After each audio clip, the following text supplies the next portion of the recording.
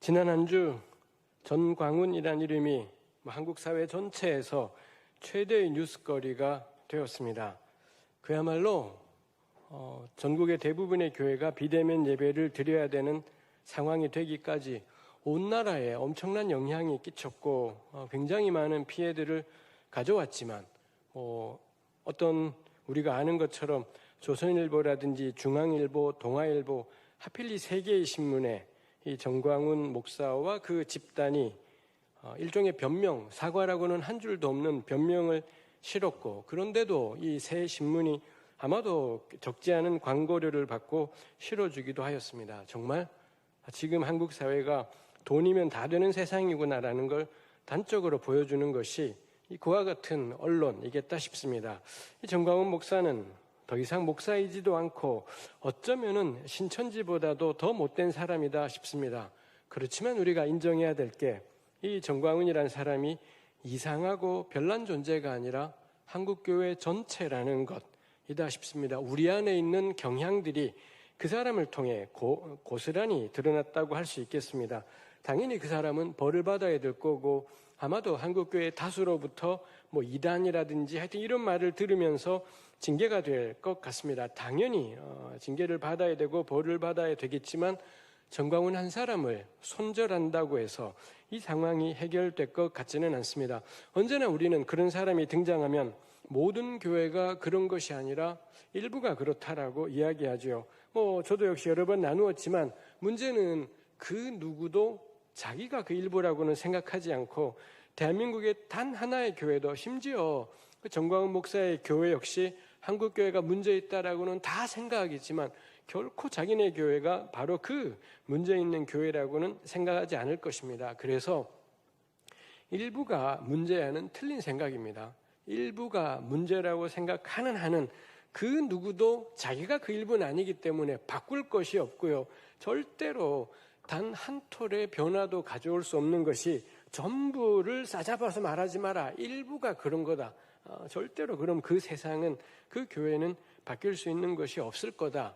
이겠습니다. 그렇다면 문제를 해결하는 길은 우리가 그랬다라고 전광훈이 문제가 아니라 우리 교회가 그 꼴이었다라고 고백하는 것, 그거 외에는 저는 변화의 길은 없을 거다 싶습니다. 그렇다면 우리가 고민을 해봐야 될 게 전광훈이라는 현상이 무엇을 의미하는지, 우리가 그러면은 반성을 한다면 무엇을 반성해야 하는지 이겠다 싶습니다. 제가 오늘 같이 나누고 싶은 설교가 이거에 대한 모든 이야기가 될 수는 없겠고요. 다만 그거에 대한 저 개인의 묵상과 생각을 한번 나누어 보려고 합니다. 제가 오늘 나누는데 기준이 되었던 것이 함께 읽었던 호세아 6장 1에서 6절까지의 말씀이었습니다. 호세아서 5장 역시 이스라엘을 향한 하나님의 심판 말씀이 선포되고 있고요. 이스라엘의 어리석음에 대한, 특히 호세아는 북왕국 사역자였었기 때문에 북왕국 에브라임을 중심으로 죄악을 고발하고 심판을 선포하는 말씀이 있었고요.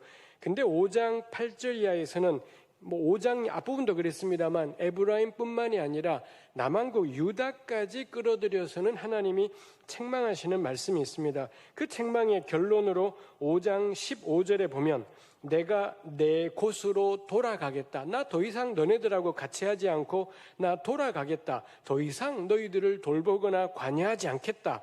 이렇게 하나님께서 말씀하시는 것을 볼 수 있습니다. 해서 5장 15절은 단호한 결론이 내려져 있습니다만 여지도 있습니다. 5장 15절에 그들이 그 죄를 뉘우치고 내 얼굴을 구하기까지, 그 다음에 그들이 고난받을 때 나를 간절히 구하리라. 하나님께 죄를 뉘우치고 돌아와서 하나님을 간절히 구할 때까지, 그때까지 하나님께서 떠나시겠다. 이런 말씀이라는 것입니다. 하나님의 행하심은, 하나님의 심판은 닫힌 문이 아니라 언제나 그 백성들을 향해 활짝 열려있다이죠. 그럼 어떻게 하나님을 구할 것인 건가? 하나님의 얼굴을 구한다라는 게 어떻게 하는 것인가? 내 죄를 뉘우치고, 그 죄를 뉘우치고 있는데 어떻게 뉘우쳐야 된다라는 것인지, 하나님의 얼굴을 구하는 것은 무엇이고 하나님을 간절히 찾는다라는 것은 어떤 의미일까 싶습니다. 거기에 연결해서 6장 1절 이하의 말씀이 있습니다. 특히 6장 1, 2, 3절은 꽤나 유명한 말씀이지요. 우리 주로 복음성가 같은데 6장 1, 2, 3절이 가사로 활용되는 경우들이 많이 있습니다. 5장 15절에 이어서 6장 1절이 나와서 6장 1절에 오라 우리가 여호와께로 돌아가자 이렇게 고백을 하죠. 5장 15절에서 나를 찾고 나를 간절히 구할 때 그때 하나님이 응답하신다라는 건데 6장 1절은 하나님께로 돌아가자 고백을 하고 있습니다. 그리고 이어서 여호와께서 우리를 찢으셨으나 도로 낫게 하실 것이요. 거기 찢으셨으나 찢다라고 번역이 된 게 5장 14절에서는 하나님이 내가 움켜갈지라, 개역성경이 거기서는 움켜간다라고 번역했지만 찢는다입니다. 똑같은 단어가 쓰였습니다. 하나님이 찢으셨다라는 게 5장 14절에 있고, 그래서 6장 1절은 하나님이 우리를 찢으셨지만 도로 낫게 하실 것이요 우리를 치셨지만 싸매어 주실 것이라. 과거에 그들이 하나님께 받는, 현재 그들이 하나님께 받는 심판을 고백하면서 하나님이 베푸실 은혜를 이런 표현들을 통해 이야기하지요. 하나님께서 우리를 싸매어 주신다, 치료하신다라고 했습니다. 이것도 앞부분하고 연관이 있습니다. 5장 13절에 보면 에브라임과 유다가 병에 걸렸는데 엉뚱하게도 에브라임 같은 경우 아수르 왕에게 찾아가서 도움을 청했더라. 근데 그는 너희를 치료하지 못할 거다. 이런 말씀이 5장 13절에 있습니다. 그걸 6장 1절에서 받아서 아수르 왕이 아니라 이제 하나님께로 돌아갈 것이니 하나님이 우리를 치료하실 것이다. 아주 정확하게 이스라엘이 고백을 하는 것이죠. 2절에 여호와께서 이틀 후에 살리시며 셋째 날에 우리를 일으키시리니 우리가 그의 앞에서 살리라.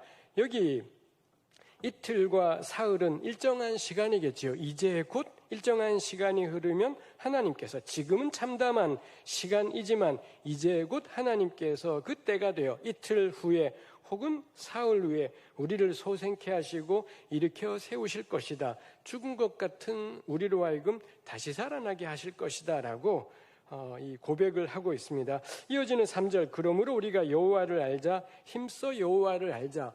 호세아서 전체를 한마디로 말하면은 하나님을 아는 것 혹은 하나님을 아는 지식, 이게 호세아서 전체의 가장 중요한 표현이라고 할 수 있습니다.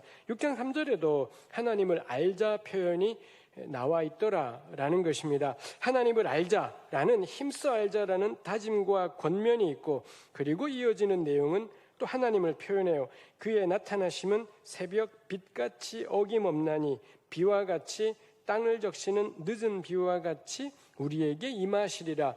하나님이 백성에게 나옴은 새벽 빛처럼 일정하다는 거죠. 새벽에 동이 터오르는 것과 연관해서 보자면 마침내 아침이 되면 그 태양이 수평선 위로 쑥 올라오게 되는 것처럼, 아무리 밤이 길다 한들 새벽에는 그 태양이 몸을 드러내어 떠오르는 것처럼 하나님께서도 반드시 그분 스스로를 드러내시며 나타내실 거다. 그리고 이 땅을 적시는 늦은 비도 마찬가지이겠지요. 이스라엘 같은 경우는 건기와 우기가 뚜렷한 지역이었습니다만, 건기일 때야 메마르지만 마침내 다시 우기가 오게 될 거고 하나님은 여지없이 그 백성들에게 임하실 것이다 해서 3절 말씀이 고백하고 있습니다. 해서 6장 1, 2, 3절은 하나님께로 돌아오는 백성들의 회개라고 할 수 있겠습니다. 5장 마지막에 그들이 나를 간절히 구하리라 라는, 그때까지는 너희들은 끝이야, 난 떠나겠다,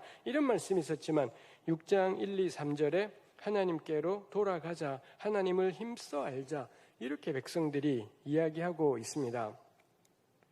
그렇지만 이 문제는 간단하지 않습니다. 우리가 가지고 있는 이 한글 개역 성경, 개역 개정판 같은 경우 대한성서공회가 각 장마다 제목들을 붙여두었습니다. 제가 가진 이 판은 이 성서공회가 붙인 제목을 파랑색으로 달리 표현을 했습니다만, 저한테는 백성들의 불성실한 회개라는 게 6장 첫머리에 제목으로 붙여져 있습니다. 이 다 대한성서공회가 붙인 것이지 원래 성경에 있던 것은 아닙니다. 하여튼 성서공회에서는 이 개역 개정판, 개역 한글판에는 이렇지 않았습니다. 개정판이 나오면서 백성들의 불성실한 회개라고 대한성서공회에서는 제목을 달았고요. 그리고 호세아를 다루는 꽤 많은 학자들은 6장 1, 2, 3절이 거짓말이다라고 그렇게 생각을 합니다. 거짓 회개, 거짓 경건 이렇게 생각을 한다라는 것입니다. 가장 근본적인 이유는 4절 때문입니다. 4절 말씀에 에브라임아 내가 네게 어떻게 하랴, 유다야 내가 네게 어떻게 하랴, 너희의 인애가 아침 구름이나 쉬 없어지는 이슬 같도다. 4절에 보니 먼저 에브라임과 유다, 북왕국과 남왕국을 다 불러내지 않습니까? 제가 첫머리에 나눈 것처럼 호세아는 북왕국 사역자였었고요. 그래서 첫 부분도 그렇고 마지막 특히 7장부터 호세아 마지막 12장까지는 압도적으로 한두 군데를 빼고는 전부 북왕국 에브라임을 향한 말씀이 선포되고 있고 5장까지의 앞부분도 마찬가지입니다. 그런데 유독 5장에 와서 에브라임과 유다가 같이 언급되는 것을 가령 5장 12절에 보면 5장 10절에는 유다 지도자, 5장 11절은 아브라임, 5장 12절에 내가 에브라임에게는 좀, 유다 족속에게는 썩이는 것, 이렇게 5장에서는 갑자기 에브라임과 유다 전부를 다 불러내고 있더라는 거고요. 6장 4절도 에브라임과 유다가 있지요. 그 다음에 6장 11절도 또한 유다요 해서 6장 마지막까지 에브라임과 유다가 대상입니다. 근데 7장 1절 내가 이스라엘을 치료하려 할 때 에브라임의 죄와 사마리아 약, 에브라임과 사마리아는 다 북왕국을 가리키는 이름들입니다. 7장부터는 북왕국을 향한 말씀으로 바뀌더라라는 것이죠. 그렇다면 6장 4절은 별개의 단락이 아니라 5장 적어도 5장 8절부터 이어지는 말씀이 6장 11절까지 한 단락으로 묶여야 되는 말씀이라는 것입니다. 그렇다면 6장 4절은 3절까지, 6장 3절까지와 따로 떼어서 생각할 것이 아니라 한 덩어리로 묶어서 생각해야 된다라는 것입니다. 이게 한 덩어리라면 6장 3절까지, 6장 1, 2, 3절에 이렇게 멋진 신앙 고백을 했는데 4절에 하나님의 반응이 뭐냐? 에브라임아 내가 너한테 어떻게 했으면 좋겠냐? 유다야 내가 어떻게 했으면 좋겠냐? 우리가 읽기에도 이분 하나님이 긍정적인 반응이 아니다라는 겁니다. 6장 1, 2, 3절에 이런 고백을 하면 하나님께로 돌아가자 고백을 하면 하나님을 힘써 알자 고백하면 기쁘셔야 되는데 행복하셔야 되는데 드디어 얘네가 눈치를 챘구나, 알아차렸구나, 이제 돌아오는구나 이러셔야 되는데 6장 4절은 답답해 하시는 하나님, 이 납득을 못해 하시는 하나님, 그런 모습을 이 구절에서 보이는 것이지요. 하나님은 이스라엘의 말에 감동하시지 않은 것 같다이죠. 우리는 공동체 안에 누군가가 이제 하나님께로 돌아가자 그럼 감동이 되는데 전혀 하나님은 감동이 안 되신 것 같다 싶은 것입니다. 뜻밖에도 하나님이 끄집어낸 게 뭔가요? 너희의 인애라는 것을 하나님께서 끄집어내셔서 이야기하시더라이죠. 인애라는 것이 히브리어로 헤세드라는 단어입니다. 아마 들어보신 적이 있을 겁니다. 인애라는 말을 제가 이 국립국어원의 국어대사전을 봤더니 어진 마음으로 하는 사랑, 어질다라는 우리말도 참 좋은 말이고 사랑도 참 좋은 말이죠. 이게 결합이 된 게 인애라는 우리 한자 문화권의 의미였었습니다. 헤세드에 대한 참 멋진 번역어이다 싶습니다. 헤세드가 우리 한글 성경에서는 달리 인자라고도 번역이 되었고요. 긍휼이라는 말로도 번역이 되었고 종종 그냥 사랑이라고 번역이 되기도 했습니다. 헤세드의 가장 중요한 의미는 자발적인 사랑입니다. 근데 이런 헤세드가 유통되는 기본 배경이 언약 관계예요. 하나님과 이스라엘이라는 언약 관계 안에서 이 서로 언약 맺은 두 사람이 서로에게 신실하겠다. 이게 딱 헤세드입니다. 근데 언약 관계 안에서의 신실함인데 거기에 결코 뺄 수 없는 본질적인 것이 있다면 자원하는 사랑, 자발적인 신실함, 누가 시켜서가 아니라 억지로 해야 돼서 하는 것이 아니라 자발적인 것. 가령 하나님이 이스라엘을 긍휼히 여기신다 할 때 거기에는 하나님의 전적인 그 백성을 향한 자원하심이 있지 않겠습니까? 여기에 인애라고 번역이 된 게 바로 그 헤세드라는 것입니다. 하나님이 이스라엘에게 지금 하나님께로 돌아오겠다는, 하나님을 힘써 알겠다라고 하는 이스라엘에게 답답해 하시더니 하나도 감동하지 않으시더니 끄집어낸 게 헤세드, 인애였다라는 거죠. 당연히 그 인애에는 하나님을 향한 헤세드도 있겠고요. 이웃을 향한 헤세드도 있겠지요. 요거를 찾으시더라라는 것입니다. 4절은 이어서 너희의 인애가 그 헤세드가 아침 구름 쉬 없어지는 이슬 같다라고 했지요. 쉬 없어지는 이슬을 보니 아침 구름에 대한 것도 우리가 납득이 돼요. 아침 구름과 쉬 없어지는 이슬이 말하고 싶은 게 뭔가요? 분명히 있는 줄 알았는데 아침에 일어나면 제가 이스라엘 여행 갔을 때 보니 아침에 일어났던 이슬이 진짜 많았습니다. 이스라엘은 특히 이슬이 많이 내리는 지역입니다. 그런데 그렇게 이슬이 많아서 비가 왔나라고 생각이 되었었는데 잠시 후에 보니 전부 다 사라져버린, 해가 쨍쨍 내리쬐면서 전부 없어지는 것이지요. 그거 이야기할 겁니다. 이스라엘의 인애가 어떤 상태냐? 분명히 있는 줄 알았는데, 분명히 있는 것처럼 보였는데 잠시 잠깐 후에 보니 하나도 남아있는 것이 없더라 라는 것입니다. 이스라엘 하나님이 인애의 하나님, 헤세드의 하나님, 자비와 긍휼과 인자의 하나님이시니 마땅히 이스라엘도 헤세드로 인애로 행해야 할 것입니다. 근데 아침 구름이에요. 쉬 없어지는 이슬, 그리도 흉내만 낼 뿐이지 그리도 빨리 사라지고 없어져 버리더라라는 것입니다. 아마도 이 구절은 종교적으로 교회 다니다 보니 이스라엘 사람이다 보니 인애가 중요한 줄은 다 알아서 인애를 흉내내고 그런 척을 하지만 실제로는 전혀 인애와는, 긍휼과는 거리가 먼 현실을 고발할 때 너희의 인애가 아침 구름 쉬 없어지는 이슬이구나 싶은 거지요. 이렇게 풀이를 하자 5절이 납득이 되잖아요. 그러므로 내가 선지자들로 그들을 치고 내 입의 말로 그들을 죽였노니 내 심판은 빛처럼 나오느니라 라고 표현했습니다.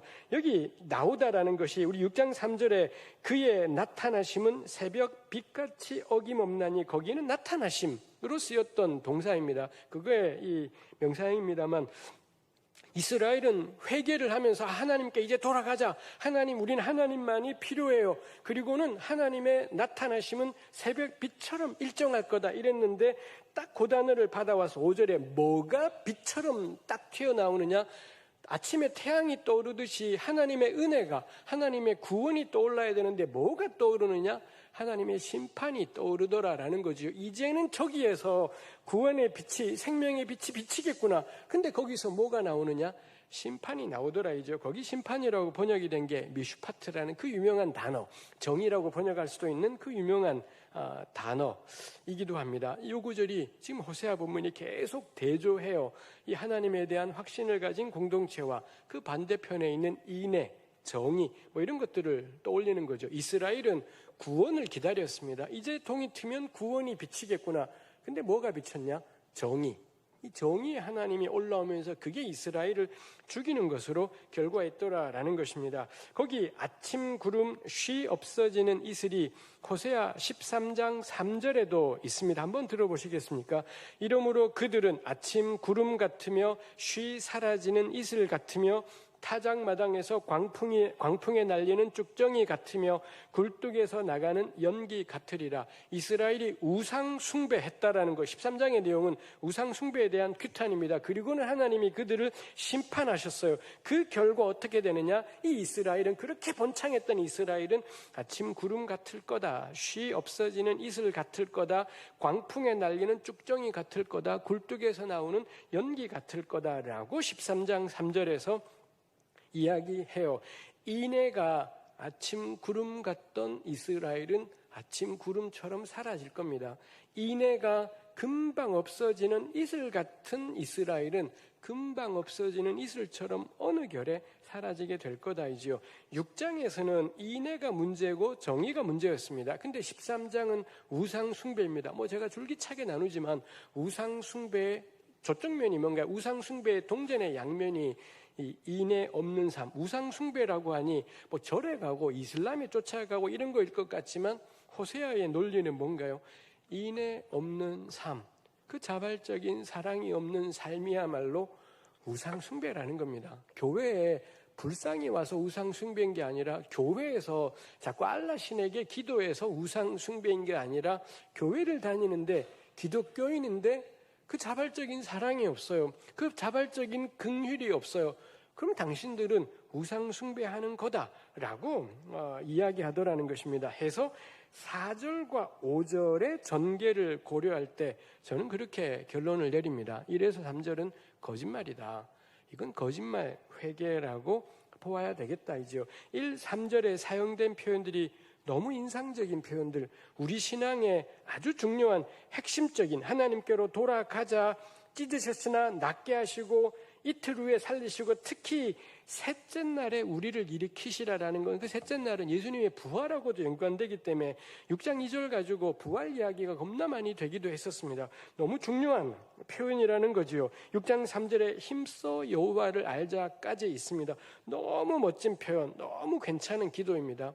그렇지만 거짓말이다라는 거, 이거 거짓말 회개다라고. 결국 이 사람들의 회개는 그럴듯한 종교적인 표현들, 교회 몇 년 다니면은 대번에 깨닫게 되고 발견하게 되는 겁나 그럴싸한 말들로 가득한, 들으면은 감동하게 되는 용어들로 가득한 그런 거짓말 회개였다라는 것입니다. 결국 하나님께로 돌아가자, 하나님을 힘써 알자 하지만 이틀 후에 셋째 날에, 그 다음에 새벽빛 같이 어김없이 땅을 적시는 늦은 비와 같이 반드시, 이 사람들의 결국 이제 그러고 보니 이걸 거짓말이다라고 생각하고 1, 3절을 들여다보니 거기에 깔려있는 게 뭐였냐라는 거지요. 이 고백 속에 담긴 하나님은 기계적으로 응답하는 존재입니다. 좋게 보면 하나님의 신실하심에 대한 견고한 확신이고요.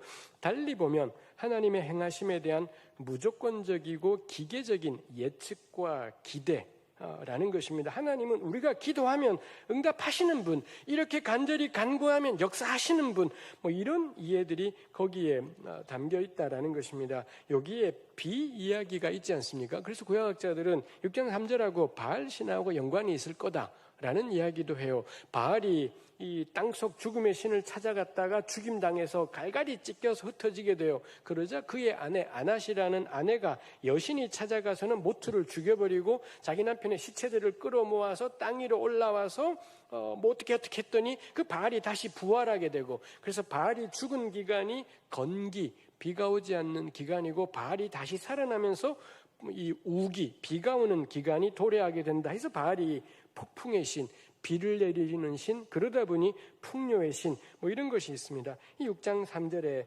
땅을 적시는 늦은 비와 같이라는 게 하나님의 그 백성에게 응답하심, 이런 의미라고 볼 수도 있지만, 여기에 반영된 또 하나가 뭐냐? 바알 신화 속에 익숙해진, 때가 되면 반드시 그에게 제사하는 자에게 비를 내리는 신, 죽음이 되면은 건기지만 다시 부활하면 비가 오게 하는 신, 이런 것들이 담겨 있더라라는 것입니다. 이 바알 신화가 말하는 것, 기계적이고 자동적인 일로 표현하는 것이지요. 오늘 우리식의 표현으로 하면 전 이 2절과 3절에 있는 것이 달리 표현하면 견고한 구원의 확신이겠다 싶은 것이 있습니다. 바알 신앙의 요체가 제가 종종 나누기를 넘쳐나는 제사, 약속된 풍요, 이렇게 제가 늘 요약을 하곤 했었습니다만, 어쩌면 우리 교회 바닥에 있는 견고한 구원의 확신이라는 것도, 하나님 반드시 함께 하셔, 역사하셔 라는 건 역시 그 바알 신화와 비슷하게 하나님 반드시 함께 하시니 어떻게 된다라는 거냐?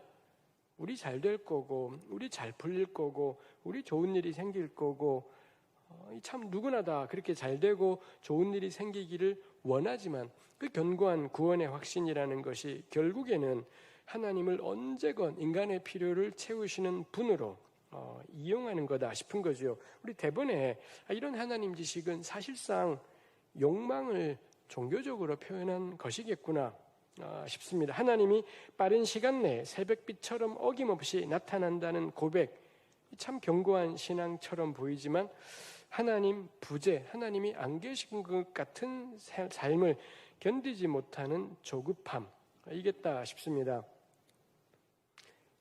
제가 아는 어떤 분이 이제 구약을 공부하겠다면서 느헤미야에 오셨습니다만, 무엇을 공부하고 싶으냐 해서 저한테 이야기해놓고는 예언서를 공부하는 것이 아니라 지혜문학을 공부하고 싶다고 이렇게 이야기를 해요. 지나고 나서 들어보니 요즘 우리의 삶, 그리고 자기 삶이 하나님이 계시지 않은 것 같은 삶. 근데 이런 삶에 가장 잘 어울리는 구약의 책이 지혜문학, 욥기나 전도서 같은 이런 책이다 싶어서 그랬다라는 것입니다. 제가 그걸 들으면서 참 그러겠구나 싶습니다. 저도 마찬가지고 왜 이렇게 하나님이 안 계신 것 같은 건지, 왜 한국의 교회는, 그리고 미국을 봐도 마찬가지였습니다. 저는 트럼프인지 같은지 인간 같지도 않은 작자인데 또 될 것 같아요. 안 돼도 이 인간이 난리를 쳐서 협박을 하고 자기가 떨어지면 미국이 중국의 것이 될 거다. 이거 진짜 전문용어로 개구라의 절정이지 않습니까? 근데 이런 말을 세계 최강의 나라 대통령이 버젓이 하고 있습니다. 근데 독실한 기독교인이기도 하고 미국의 쟁쟁한 복음주의 신학자들, 존 파이퍼니 메가든지 뭔지 웨인 그루뎀이니 전 이런 이름만 나오면 다 찢어버리고 이제 절대 보지 않습니다. 이런 학자들이 트럼프를 지지하고 이런 끔찍한 일들이 있습니다. 너무 명확해요. 하나님이 살아 계시지 않은 것 같은 현실인 거고, 이 한 주간 이 쏟아지는 뉴스들, 쏟아지는 소식들, 쏟아지는 발언들을 들으면서 할 수 있는 건 아무것도 없었습니다. 절망 외에는 절망, 포기, 그리고 욕, 이거 외에는 그래서 정말 제가 지난달에 설교했지만 그래 술이나 먹자 싶은 생각이 저절로 들게 하는 현실입니다. 저도 마찬가지죠. 우리 조급해요. 세상이 이 모양인지를 전 잘 못 견디겠다 싶은 것이 있습니다. 제가 시편을 나누면서 하나님의 임재를 경험할 때 고백하는 게 찬양이라면 하나님의 부재를 경험할 때 고백하는 노래가 탄식이다. 이렇게 이 표현을 했었습니다만 딱 저는 지금 우리 교회 갈 건 어서 빨리 찬송하는 것이 아니라 어서 빨리 찬양하는 것이 아니라 신음하며 살아가는 거다. 탄식하며 괴로워하며 어쩔 줄 몰라하며 살아가는 것, 그게 우리의 모습이다 싶습니다. 근데 2절 3절 이틀 후에는 셋째 날에는 땅을 적시는 늦은 빛처럼 새벽에 그 태양이 떠오르는 것처럼 하나님 반드시 역사하셔. 그렇게 생각할 딱 2, 3절이 조급해하는구나 싶은 거죠. 첫머리에 나누었습니다. 정광훈을 손절한다고 될 일이 아니다 했었습니다. 그는 한국교회라고 생각합니다. 우리네 신앙에 여전히 힘을 발휘하는 건 기도응답, 직통계시, 그리고 많이 약해졌지만 여전히 그런 식의 신비이겠다 싶습니다. 우리가 기도하면 응답하는, 내가 기도하면 하나님이 응답하셔. 저도 역시 제 마음에 품고 늘 기도했던 우리의 작은 기도가 하나님의 보좌를 움직이는, 늘 우리가 그런 것들을 갈망하며 신앙생활을 했었습니다. 이 새벽 빛같이 일정하신 하나님에 대해서도 이야기를 했었지요. 여기 이틀 셋째 날 표현이 있지만 왠지 이런 말을 하면 영적인 사람인 것처럼 보입니다. 하나님이 어떤 분인지 잘 모르는데 때가 되면 역사하셔 하면서, 그러면서 이틀인, 여기 예를 들어서 이게 있습니다만 우리네 교회 안에 마치 기도 좀 하시는 분들 가운데는, 교회 좀 다닌 분들 가운데는 마치 무슨 신비스러운 영적 지식이 있는 것처럼 이 말을 하기도 하고 그렇더라이지요. 기도하면 응답받는다라는 말은 정말 소중한 신앙의 본질이지만 꽤 많은 경우 자기 욕심의 정당화인데, 자기 욕심을 화장을 막 이렇게 하는 것인데 근데 그런 일들이 있더라이죠. 정광훈 역시 그러지 않습니까? 하나님 까불지 마로 대표되는, 이거 대부분의 사람이 이런 말은 지나치다라는 걸 다 할 겁니다. 근데 그 말의 본질, 마치 자기가 하나님을 아는 것처럼, 저는 정광훈 목사가 기도 겁나 많이 했을 거라는 거에 조금도 의심이 없습니다. 그가 그 옛날 부흥의 목사님 스타일이잖아요. 얼마나 많이 기도를 했을지, 얼마나 많이 설교를 했을지, 그리고 그가 하나님 까불지 마까지 말하게 되기에는 정말로 하나님이 하시는 일을 안다 싶은 것이 있고, 영적인 법칙들에 대해서도, 영적인 원리들에 대해서도 안다 싶은 게 있었을 겁니다. 왜 수많은 사람이 그 허접한 설교를 듣겠습니까? 뭐가 있다라는 거 저는 부정할 수 없겠다 싶은 것입니다. 그런데 이 호세아 본문을 보며 생각하는 거죠.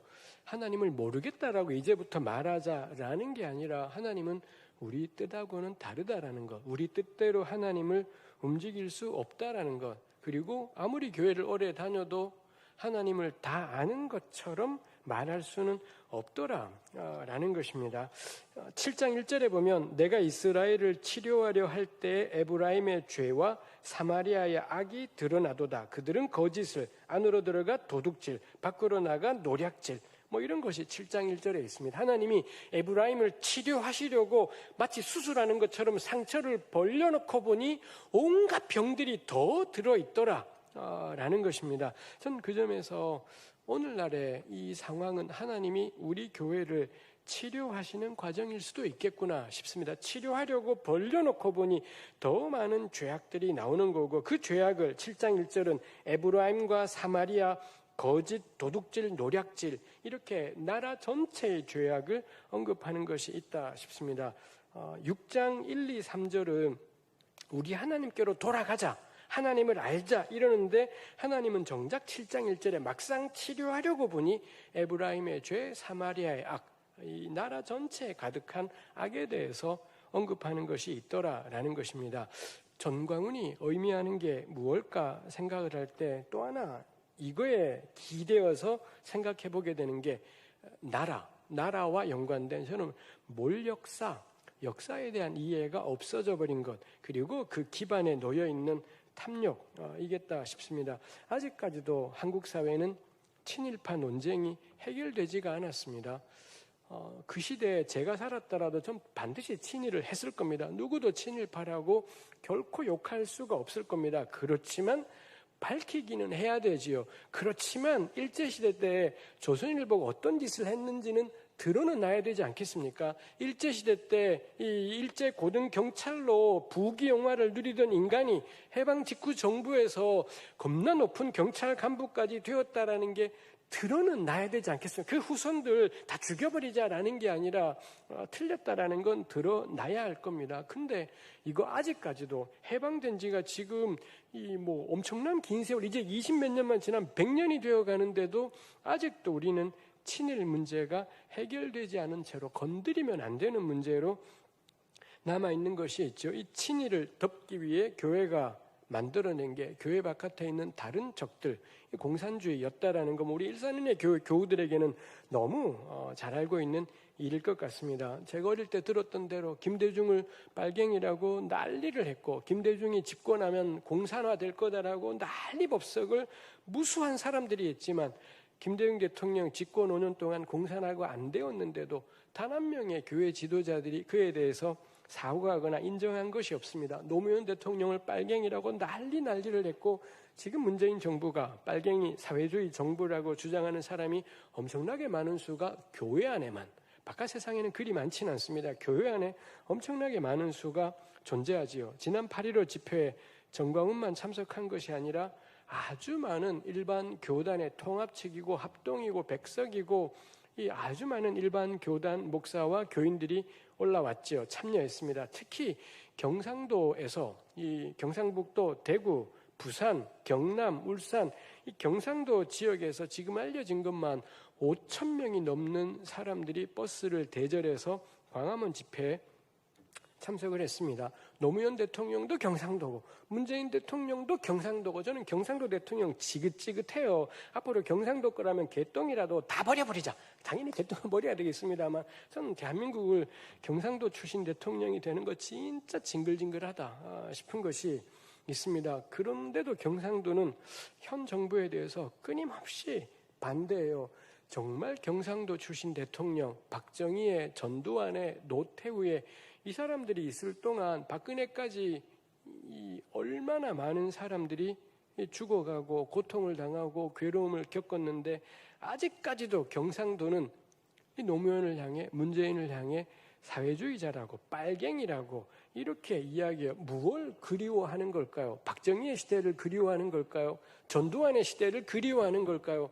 그 끔찍했던 박근혜의 시대를 그리워하는 걸까요? 그리고 그 한가운데 조선일보가 있습니다. 조선일보라는 이 사이비 언론이 존재해서는 끊임없이 이 경상도에 불을 붙이고 이 자극하는 이러한 일들이 있습니다. 이 8.15 집회와 연관해서 대한민국 장로연합회, 딱 듣기에도 사이비 계단체겠구나 싶은 생각이 드는 이런 단체가 있고요. 이 단체에 속한 세문안교회 장로님들 이 세문안교회 장로의 명의로 무슨 글을 발표를 했고요. 8.15 집회에 앞서서 이거 이제 알려져서 본이 문재인 정부를 두고 자유민주주의를 훼손한다고 사유재산 제도와 시장 경제를 무너뜨린다. 뭐 이런 이야기를 했습니다. 딱 부동산 정책과 연관이 되어 있겠죠. 그래서 정광훈류 세문안교회 장로 모임의 이면에 놓인 게 뭔가요? 한국 사회에서 부동산으로 대표되는 탐욕. 다들 집 못 사서 난리입니다. 일산은혜교회 교우들을 만나보니 일산은 변함없이 집값이 오르지 않았다라고 다들 그렇게 이야기하시는 것이 있었습니다. 전 정말 하나님이 일산해 주신 복이 아닐까 싶은 생각이 다 올라가는데 가령 뭐 제가 지난주에 어떤 청년 목자를 만났었는데 그 아버님이 분당으로 갈까 일산으로 갈까 선택의 여지에서 그래 일산으로 가자 망한 거죠. 분당으로 갔었으면 엄청나게 올랐을 텐데 일산으로 오는 바람에 거의 오른 것이 없다. 뭐 이런 이야기를 하시고 거기에다가 막 창릉 신도시에 많이 일산은 안 오르겠구나 가 있습니다. 저도 역시 집이 없는 사람으로 이렇게 저도 정말 집이 생기면 좋겠어요. 그래서 저도 분양에 당첨이 되는 일이 있었으면 좋겠다라는 마음도 있습니다. 그렇지만 우리 지금 압니다. 정말 영혼까지 끌어모아서 집을 사려고 해요. 안전한 보금자리는 누구에게나 필요하니 그거 우리 나쁘다 하겠습니까? 그렇게 사두었더니 엄청 올랐을 때 그 목돈 쥐려는 마음을 누가 틀렸다라고 그렇게 탓하기만 하겠습니까? 그렇지만 도라는 보게 돼요. 뭐가 신앙인 걸까? 뭐가 안전한 길인 건지, 뭐가 우리 가정에 정말 평화로운 길인 건지 저도 집 있으면 좋겠습니다. 저도 몇 억의 목돈이 생기면 좋겠습니다. 근데 저의 이성이, 저의 궁리가 성경을 보면서 비현실입니다. 이성은 비현실이고요. 저의 속에 있는 욕망은 하나님 저도 집 한 채 주세요. 겁나 큰 걸로 괜찮은 걸로 좋은 자리에 많이 오를 걸로 주세요. 이런 것이 있습니다. 그렇지만 성경을 읽을 때, 성경을 묵상할 때 저의 이성이 내가 예수 믿는다라는 것이 무언지, 우리를 살게 하는 분이 하나님이시다라는 게 무슨 의미인지를 자꾸 우리에게 건드리고 제 양심을 건드리고 말씀하는 것이 있지 않습니까? 우리 현실이 얼마나 끔찍한지 알아요. 그렇지만 말로라도 이성으로라도 이건 아니지라고 저는 말하는 것이 필요하겠다 싶어요. 근데 세문안교회 장로님들, 현 정부가 이 시장 경제를 무너뜨리고 자유민주주의, 사유재산 제도를 무너뜨린다라고 표현해요. 딱 하나입니다. 우리 탐욕 건들지 마라. 우리 탐욕 추구를 건들지 마라. 이겠죠. 당연히 그 세문안교회 장로님의 장로의 발표 가운데 교회를 무너뜨리는 차별금지법에 대한 반대에도 결코 빠지지 않았습니다. 제대로 세문안교회가 통합측에 속한 교회입니다. 전 통합측 목사이기도 합니다. 아직 그런지 모르지만 하여튼간에 그렇습니다. 제가 기억하기에 이 통합측은 단 한 번도 이 문제에 대해서 공식적인 토론, 찬반 양쪽 이야기를 듣고 토론한 적이 없습니다. 근데 차별금지법을 반대하고 성소수자들에 대해 함부로 이야기를 해요. 전 가끔 묻고 싶어요. 아니 동성애자들이 교회에 뭘 그렇게 잘못을 했습니까? 그 게이분들이 교회 앞에 와서 시위를 하기를 했어요? 아니면은 예수님이 가짜다라고 소리를 치기를 했어요? 아니면은 기독교인들을 괴롭히기를 했어요? 도대체 동성애자들이 교회에 무슨 잘못을 했길래, 뭐 어떤 잘못을, 그렇게까지 끔찍한 잘못을 저질렀길래 우리네 교회는 이 동성애자들을 정죄하지 못해서 그 사람을 죄라고 하는 설교를 못하게 될까봐 이렇게도 전전긍긍을 하며 떨어야 되는지 저는 정말 납득할 수가 없습니다. 제가 몇 가지들을 다루었습니다만 깊은 기도, 하나님과의 만남이라는 신비한 경험, 몰역사, 영적인 지식, 반공, 반동성애, 이기적 신앙, 이거 쫙 한 두름으로 다 연결되어 있다 싶습니다. 그래서 정광훈 한 사람 잡아내서는 버려.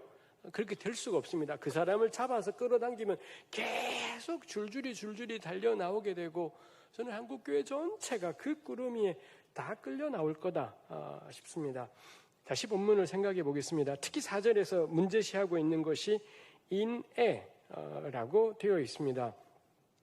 근데 분명히 너희의 인애라는 것을 이렇게 하나님이 말씀하시는 걸 볼 때 그게 아침 구름이나 쉬 없어지는 이슬 같다 표현하신 건 있기는 있는 겁니다. 있기는 있는 건데 금방 없어진다라는 거죠. 그렇다면 또 달리 표현하자면 인애를 말하긴 하지만 그게 최우선의 중요성을 지닌다고는 생각하지 않을 때, 나도 인애가 중요한 줄은 알아. 그렇지만 그게 최우선이 아닐 때, 그럼 어떻게 되느냐? 이 아침 구름과 같더라라는 거죠. 우리 교회 바닥에 뻔한 논리가 있습니다. 하나님이 전적인 은혜로 나를 건지셨고 하나님의 구원받은 백성은 당연히 하나님의 그 전적인 은혜로 구원받았으니 당연히 구원받은 백성은 구원에 합당한 열매를 맺게 되어 있고 그 열매가 인애다라는 거, 이거 부정하는 사람은 단 한 명의, 이 그리스도인들도 단 한 명도 이거를 부정하지 않을 겁니다. 근데 여기에서는 그 구원받은 하나님 백성의 삶의 열매가 뭐냐? 인애. 이런 식으로 인애를 다루는 한은 저는 변화는 없을 거다라고. 이거는 뭔가요? 그렇기 때문에 우리가 늘 연약한 존재이다 보니, 늘 부족한 존재이다 보니 제대로 열매 맺지를 못해요. 그래서 다시 하나님을 의지하고 주님의 은혜가 아니면, 하나님의 도우심이 아니면 저는 이런 인애라는 열매를 맺을 수 없어요. 인애는 무조건 이 차원에서는 부차적일 수밖에 없습니다. 인애의 열매를 맺냐 안 맺냐 하나도 중요하지 않아요. 늘 하나님 의지하고 있냐, 늘 하나님께로 돌아가고 있냐, 이게 관건이다 보니 저는 이런 현실은 필연적으로 그 인애라는 것이 아침 구름 쉬 없어지는 일 수밖에 없겠다 싶습니다. 마지막 6절 말씀, 나는 인애를 원하고 제사를 원하지 아니하며 번제보다 하나님 아는 것을 원하노라. 이 특이한 커플이잖아요. 인애와 제사가 대응이 되어 있고 번제와 하나님 아는 것이 대응되어 있습니다. 그러면은 제사의 일부가 번제이지 않습니까? 그러니 제사와 번제는 동의어라면 그럼 결국 인애의 동의어에 해당되는 게 하나님 아는 것이다라는 거죠. 하나님 아는 것, 제사, 인애, 얘네들은 같이 묶여야 될 그런 개념일 텐데, 근데 호세아는 특이하게도 인애를 마치 제사의 반대편인 것처럼, 대체제인 것처럼 이렇게 표현을 하고 있다라는 거지요. 그리고 번제보다는 하나님 아는 것, 결국에는 하나님을 안다. 우리 이스라엘이 여호와를 알자, 힘써 여호와를 알자라고 했지만 하나님을 안다라는 건 뭔가요? 인애라는 겁니다.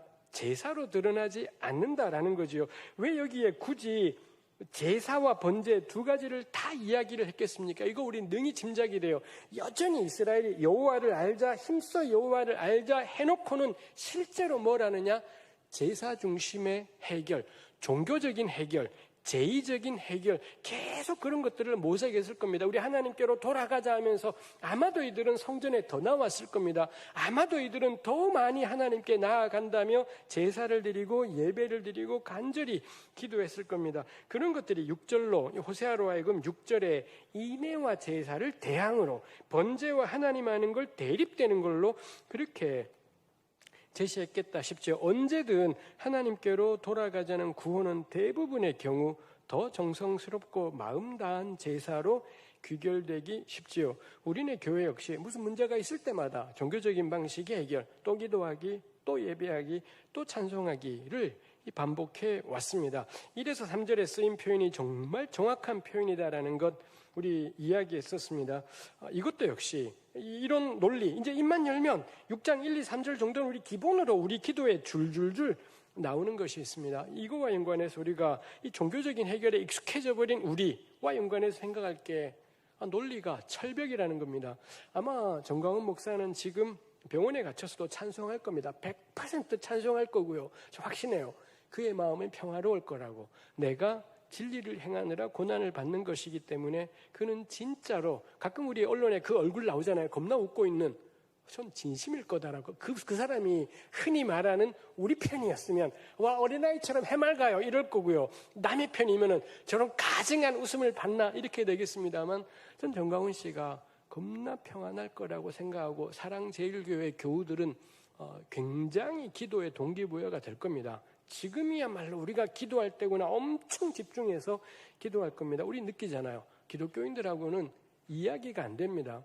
우리 기독교 신앙은 정말 놀라워서 이 논리의 체계가 철벽이에요. 그래서 이 논리 체계 하에서는 아무 소용이, 무슨 상황이 되어도 무슨 상황이 되어도 종교적인 논리로 성경 가지고 다 설명하고 이러기 때문에 무슨 말을 해도 소용이 없습니다.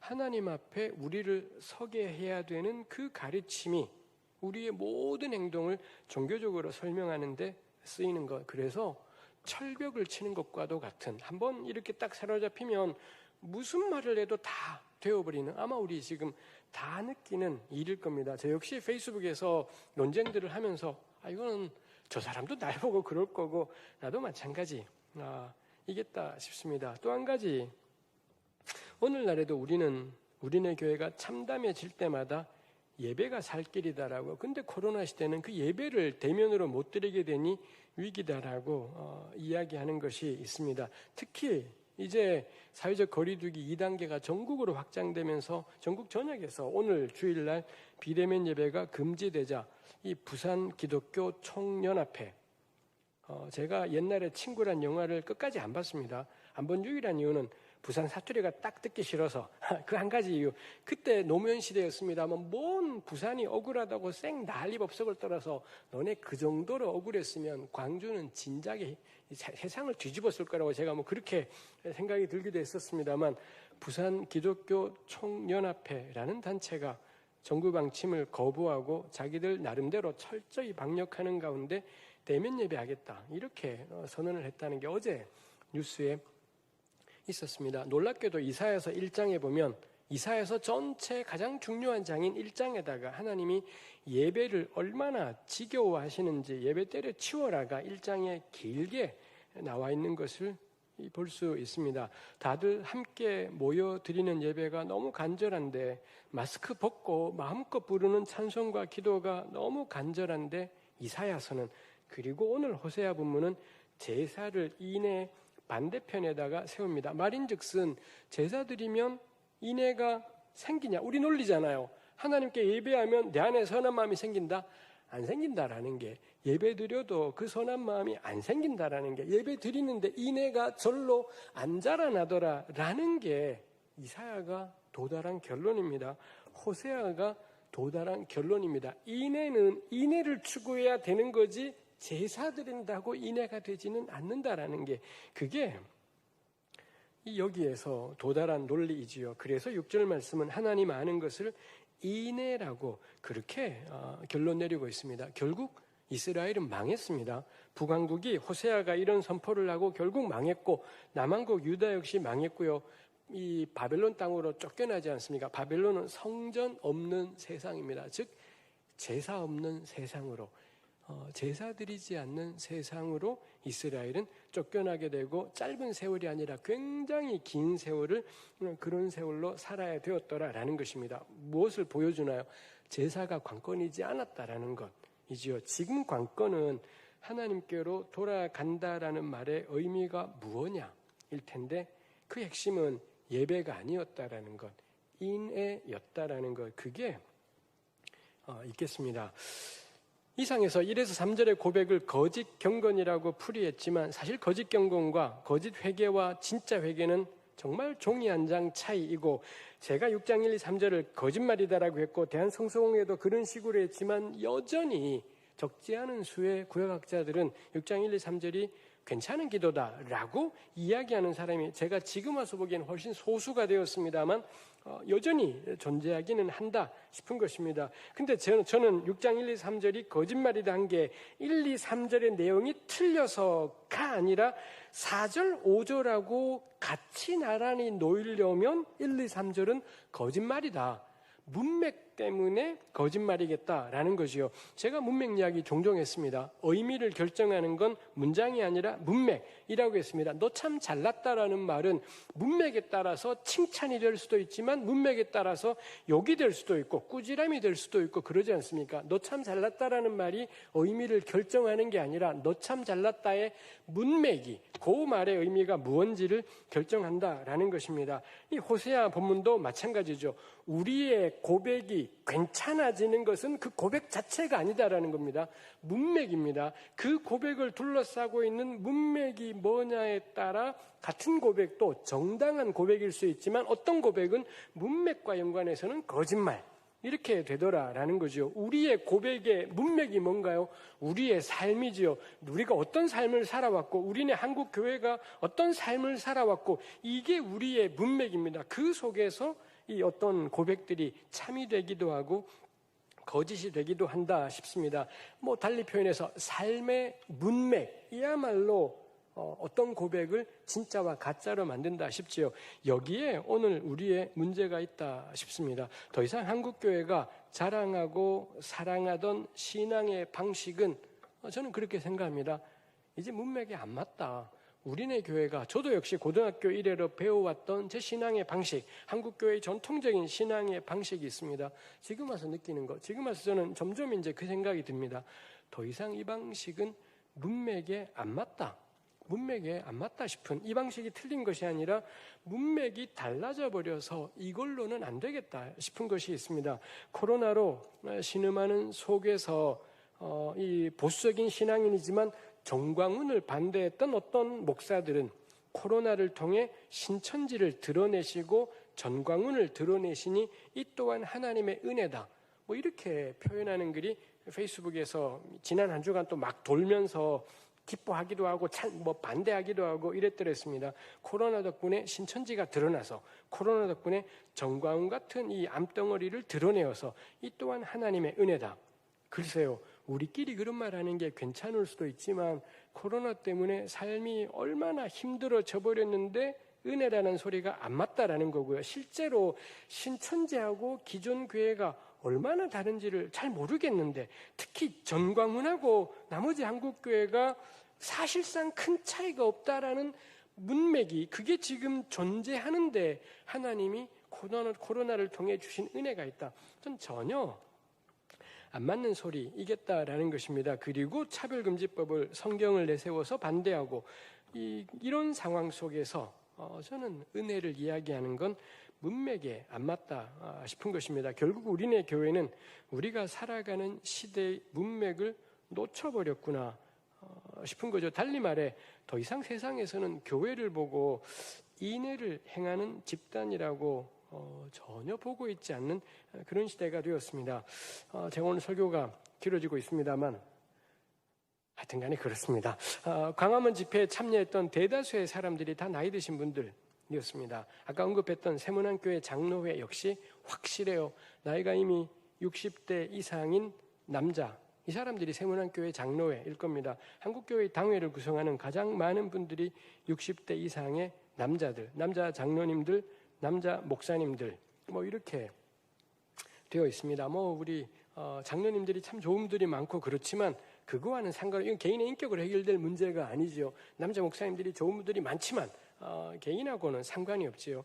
남자 60대 이상의 남자로 대표되는 교회는 저는 말이 안 되는 일일 거다 싶습니다. 최근에 또 역시 사람들이 널리 읽고 공감했던 글 가운데 그 광화문 집회 가신 분이 누구였냐? 자기네 부모님도 가셨다면서 부모님 이야기들을 하는 것들이 많이 있었습니다. 정말 좋은 분들이고 다 좋은 분들인데 이 부분만큼은 자녀 세대와 전혀 말이 통하지 않은 채 거기 가시면서 이 부모님들이 삶의 의미를 찾았다는 겁니다. 내가 뒷방으로 물러난 줄 알았는데 나라를 위해 해야 될 게 있구나. 우리 자녀들을 위해 해야 될 게 있구나. 이런 것들을 발견하셨다라고 이야기하는 것이 있습니다. 그래서 우리 광화문 집회 가신 어르신들을 다 욕할 수도 없는, 다 우리 부모님들이기 때문에 어찌할 수도 없는 상황이지요.